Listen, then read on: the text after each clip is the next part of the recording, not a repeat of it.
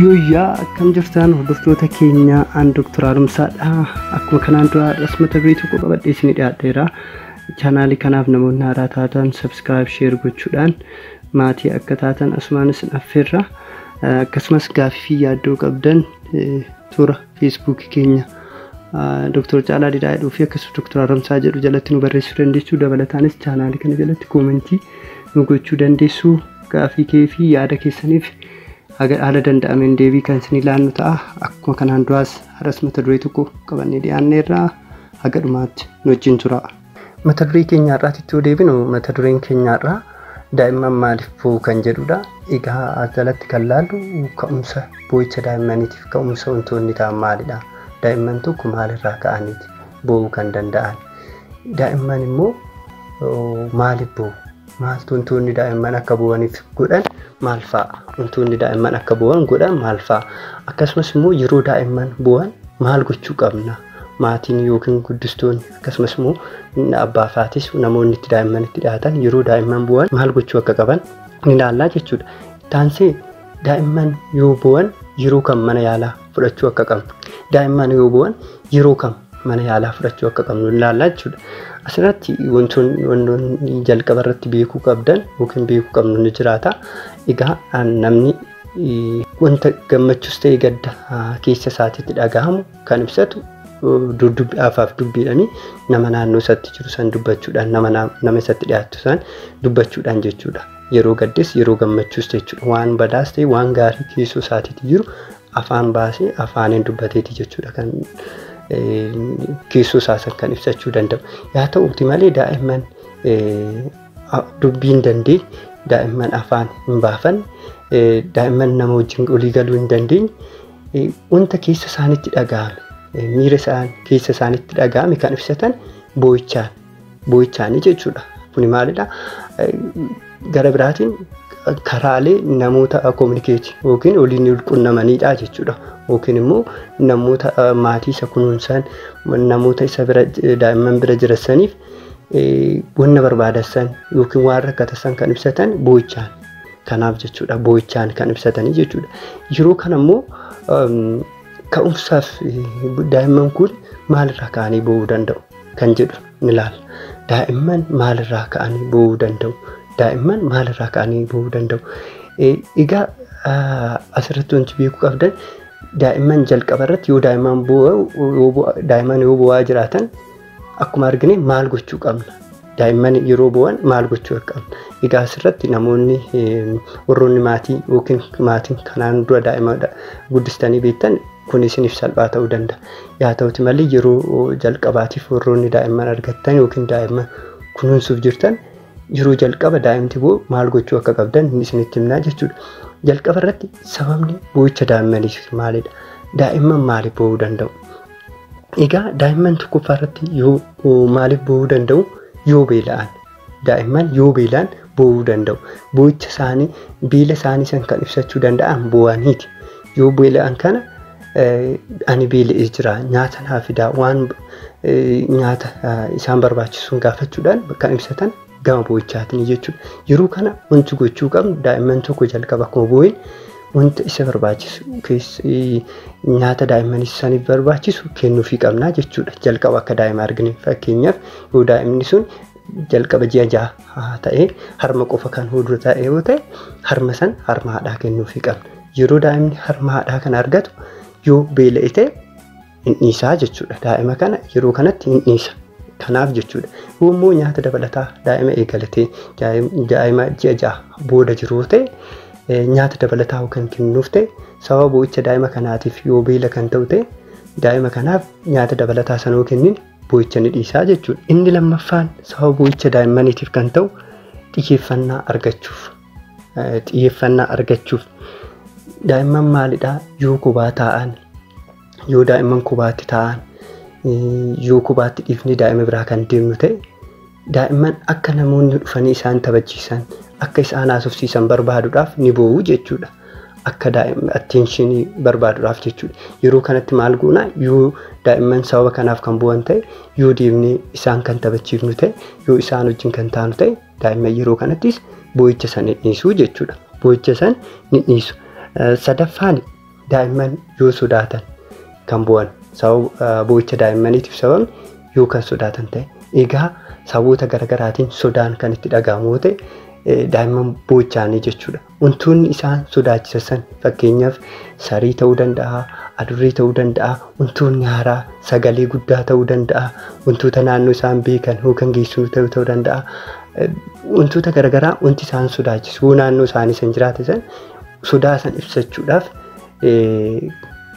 hin boo'u jechuudha. Yeroo kanatti maal goona wantoota naannoo isaanii saniif haaraa ta'an yeroodhaaf yoo naannoo isaanii kan balleessinu ta'e yookiin kan siisinu ta'e daa'imman sunis boo'uu dhiisuu danda'u jechuudha.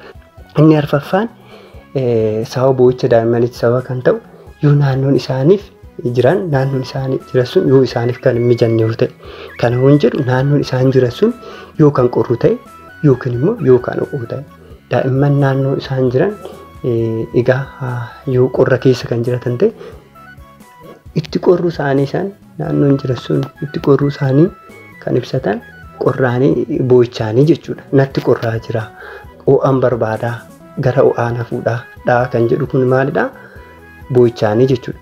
Yommuu ho'a keessa jiraatan yoo ho'a keessa kan jiraatan ta'e natti ho'ee jira ho'icha kana keessaa hafuudhaa na baasaa jechuuf daa'imni boo'aa jechuudha. Yeroo kanatti maalidhaa yoo qorra keessa jiraate qorra keessaa naannoo teempireechara jiddu galeessaatti yoo ho'a keessa jiraate immoo ho'a keessaa gara teempireechara jiddu galeessaatti yoo ka fudhannu ta'e daa'imni kunis boo'icha ni dhiisaa jechuudha. Arfaffaan isa kana jechuudha. Shanaffaan daa'imman sababa bu'aniif sababa kan ta'e yoo bobbaa yookiin fincaan ofirratti kan fincaanii fi daa'ippariin isaanii kan jiidhe yookiin immoo daa'imman bobbaa daa'immaniitiin daa'ippariin isaanii kan bade yoo ta'e kunis maalidhaa fincaanii fi akkasumas immoo bobbaan isaanii daa'imman kana gubuudhaan keemikaala garaagaraa of keessaa qaba waan ta'eef yeroo isaan jechuudha dhukkubbii waan itti dhaga'amsiisuuf yeroo kana ba'uu qabnaa jechuudha. Egaa asirrattis wanti gochuu qabdan daa'imman tokko egaa yeroo boo'u yoo argitan akkuma isiniin jenne harma kennitanii yookaan boo'icha dhiifne san kanarratti deebi'ee maal gootu daa'ipparii isaanii irraa baaftanii yookiin kaakkaa isaanii bobbaa isaanii laaltanii qulqulleessuufii qabdu jechuudha. Yoo kana gootan bobbaa isaanii daa'ipparii isaanii yoo kan jirjirtaniif san ta'e jechuudha yoo kan qulqulleessan ta'e daa'imman kunis boo'icha ni dhiisaa jechuudha. Yeroo kanattis boo'icha ni dhiisaa jechuudha. Inni shanaffaan isa kana. Jaaffaan sababa boo'icha daa'immaniitiif kan ta'u yoo uffanni isaan uffatan kan itti mijanne yoo ta'e yoo akka malee uffata kan itti tuullu yoo ta'e yoo uffanni akka malee kan haguugaman yoo ta'e daa'imman boo'uu danda'u. Egaa yoo akka malee jechuudha koomfartii yookiin akka haala isaaniif mijatuuf kan hin goonu ta'e daa'imman kunis boo'uu danda'u jechuudha yeroo kanatti. Yeroo kanatti maal goonaa yoo uffata kan irraa kan hir'isnu ta'e daa'imman kun boo'uu dhiisuu danda'u jechuudha. Torbaffaa irratti daa'imman maaliif boo'u kan jedhuuf yoo dhukkubsatan asirratti namni hundumtuu xiyyeeffannaa itti kennee daa'imma isaa laaluu qaba hubachuu qaba. Maaltu akka isa daa'imman yeroo daa'imman dhukkubsatan dhukkubbii isaanii san madaa keessa isaanii jiru akkasumas immoo miira isaaniitti dhaga'amu badaa isaaniitti dhaga'amu san kan ibsatan boo'ichaan yeroo kan amma wantoota armaan dura isiniin jedhe san wantoota san erga laalleen booda wantoota san hundumaa goonee yoo daa'imman kun boo'uu kan itti fufiinsan kan boo'an yoo ta'e boo'icha isaanii kan hin dhaabne yoo ta'e dhukkubbii yookiin rakkoo biraa jiraachuu danda'a jechuudha. Yeroo kana dhukkubbiin jiraachuu danda'a sababii dhukkuba garaagaraatiif boo'uu danda'u jechuudha. Yeroo kanatti maal gootu qaamota isaanii daa'imman kun ho'a qabu moo ho'a hin qabanii akkasumas immoo haqqee qabu moo haqqee hin qabanii baasaa qabu moo baasaa hin qabanii madaan qaama isaaniitti irra jiramu hin jiru kan jedhu ilaallaa jechuudha. Gurra isaanii sirnaan laallaa qaama isaanii hundumaa sirnaan laaluu qabnaa jechuudha. Yeroo kanatti waan sana hundumaa erga gooneen booda jechuudha. Daa'imman kun itti fufiinsaaf wantoota amma isiniin jedhe san nyaata kenninee fi yoo haala naannoo isaanii jirjirree kaakkaa isaanii yookiin bobbaa isaanii daa'ipparii isaanii jirjirree boo'ichi isaanii kan itti fufu ta'e dhukkubaaf sababa dhukkuba garagaraatiif yookiin dhibee garagaraatiif ta'uu danda'a jechuudha. Egaa asirratti yoo wantoota sanirraan kan hin taane ta'e sababa dhukkubaatiif waan ta'uuf qaama isaanii guutuu ilaaluu qaba yeroo kanatti jechuudha. Asirratti dhumarratti yeroo kamimmoo daa'imman mana yaalaa fudhachuu dandeenya. Yeroo kamitti daa'imman mana yaalaa fudhachuu dandeenya daa'imman yoo boowwan. Asirratti akkuma jalqaba isin kaasuuf yaaletti daa'imman boo'icha isaanii yeroo dheeraaf addaan odoon kutin yoo kan bu'an ta'e wantoota armaan olitti isin jenne san hundumaa gootanii daa'imman boo'icha yoo kan hin dhaabne ta'e yeroo kanatti mana yaalaa fudhachuu qabdu. Ogeessa yaalaa mariisisuu qabdu jechuudha. Inni biraa ho'a qaamaa yoo qaban daa'imman ho'a qaamaa yoo qaban mana yaalaa geessuu qabdu. Sadaffaa irratti miidhaan qaamaa yoo isaan ga'e fakkeenyaaf gurra keessaa malaanoo jira ta'e yoo madaan garagaraa daa'imman irra kan jira ta'e sababni dhukkuba kanaatiif yookiin miidhaa qaamaa kanaatiif bu'uu danda'u waan ta'eef mana yaalaa fudhachuu qabna jechuudha.